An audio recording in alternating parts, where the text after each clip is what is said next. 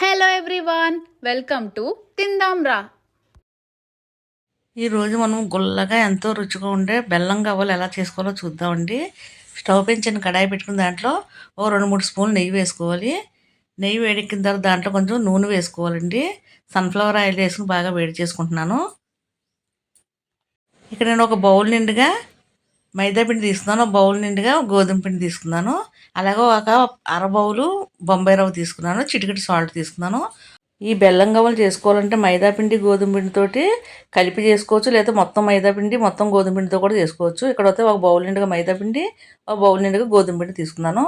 మనం ముందుగా వేడి చేస్తాం కదా నెయ్యి నూనె, ఈ పిండిలో వేసి బాగా కలుపుకోవాలి. బాగా మరిగి మరిగి నెయ్యి నూనె వేసుకోవడం వల్ల ఈ పిండిలో క్రిస్పీగా వస్తాయండి. స్పూన్తో పిండి అంతా నెయ్యి నూనె బాగా పట్టేలా కలుపుకోవాలి. తర్వాత చేతితో పిండి అంతా నెయ్యి నూనె బాగా పట్టేలాగా చేతితో కలుపుకోవాలండి. పిండి అంతా బాగా కలిపిన తర్వాత ఇలా ముద్దలా చేసుకోవాలి. ముద్దలా అవుతే కనుక నెయ్యి నూనె సరిపోయినట్లే. అవ్వకపోతే కనుక మరి కొంచెం నెయ్యి నూనె వేసుకోవాలండి.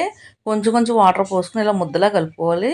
మరీ మెత్తగాను కాకుండా మరీ గట్టిగా కాకుండా వీడియోలో చూసిన విధంగా కలుపుని ఒక 10 నిమిషాలు మూత పెట్టి బాగా నానబెట్టుకోవాలి. పిండి మొత్తం కలుపుకున్న తర్వాత కొంచెం నూనె రాసుకుని పిండి పైన మూత పెట్టుకోవాలి. ఒక 10 నిమిషాలు బాగా నానిన తర్వాత పిండిని బాగా మరలా ఒకసారి బాగా కలుపుకోవాలి. తర్వాత చిన్న చిన్న ఉండలుగా చేసుకుని గవ్వలు చక్కగా కొంచెం నూనె రాసుకుని వీడియోలో చూపిస్తున్న విధంగా గవ్వలు చేసుకోవాలి. చిన్నవిగా కావాలంటే చిన్నవిగాను, పెద్దవిగా కావాలంటే పెద్దవిగాను మీకు ఇష్టం వచ్చినట్టుగా చేసుకోవచ్చు. ముందుగా ఒక వాయికి సరిపడగా గవ్వలని చేసి పెట్టుకోవాలండి. స్టవ్ పైన ఒక కడాయి పెట్టుకుని నూనె వేసుకుని నూనె మరిగేలోపు ఒక వాయికి సరిపడగా గవ్వలని చేసి ఒక ప్లేట్లో వేసుకోవాలి.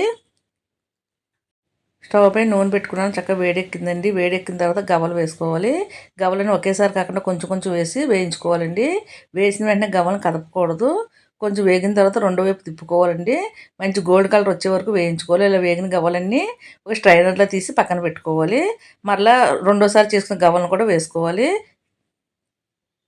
ఇలా మీరు చేసి పెట్టిన గవ్వలన్నీ వేయించి తీసి పక్కన పెట్టుకోవాలి. ఇప్పుడు బెల్లం కొలుచుకోవాలండి. ఒక బౌల్ పెట్టుకుని బెల్లం వేసుకోవాలి. 1.5 బెల్లం వేసుకుంటున్నాను. స్వీట్ ఎక్కువ తినేవాళ్ళతో 1.5 వేసుకోండి. స్వీట్ తక్కువ తినేవాళ్ళతో 1.5 వేసుకోండి. ఓ అరకప్పు నిండుగా నీళ్లు పోసుకుంటున్నాను. బెల్లం ఇంకా పాకం రానివ్వాలండి. మధ్య మధ్యలో కలుపుకుంటూ చెక్ చేసుకోవాలండి. కొంచెం వాటర్లో పాకం వేసి చెక్ చేసుకోవాలి. అయిన వెంటనే గవ్వలు వేసేసుకోవాలి. చూడండి, ఈ విధంగా వాటర్లో కొంచెం వేసుకుని చూసుకుంటున్నాను. పాకం మరీ ముదురు పాకం కాకుండా మరీ లేత పాకం కాకుండా చూడాలండి. ఇక్కడ వద్ద నాకు పాకం అవ్వలేదు. కొంచెం సేపు మరగనిస్తున్నాను. మరిగిన తర్వాత మరోసారి చెక్ చేసుకుంటున్నాను. చూడండి, ఇలా మరోసారి నీటిలో వేసుకోవాలి. వేసుకున్న తర్వాత పాకం చెక్ చేసుకోండి. ఉండపాకం అవుతే సరిపోతుంది. తర్వాత మనం వేయించి పెట్టుకున్న గవ్వలన్నీ స్టవ్ ఆఫ్ చేసి పాకంలో వేసి కలుపుకోవాలండి. గవ్వలన్నీ ఒకేసారి కాకుండా కొంచెం కొంచెం వేసుకుంటూ కలుపుకోవాలి. ఇలా కలిపిన తర్వాత ఒక వెడల్పుగా ఉండే పళ్ళులో వేసుకుని బాగా కలుపుకోవాలి. కిందకి పైకి బాగా కలుపుకుంటే కనుక పాకం అంతా గవ్వలకు బాగా పడుతుంది. క్రిస్పీగా టేస్టీగా గవ్వలు అయితే చాలా బాగుంటాయండి. తర్వాత పైన కొంచెం యాలకుల పొడి వేసుకోవచ్చు. పాకంలోనే వేసుకోవచ్చు, ఇలా పైన వేసుకోవచ్చు.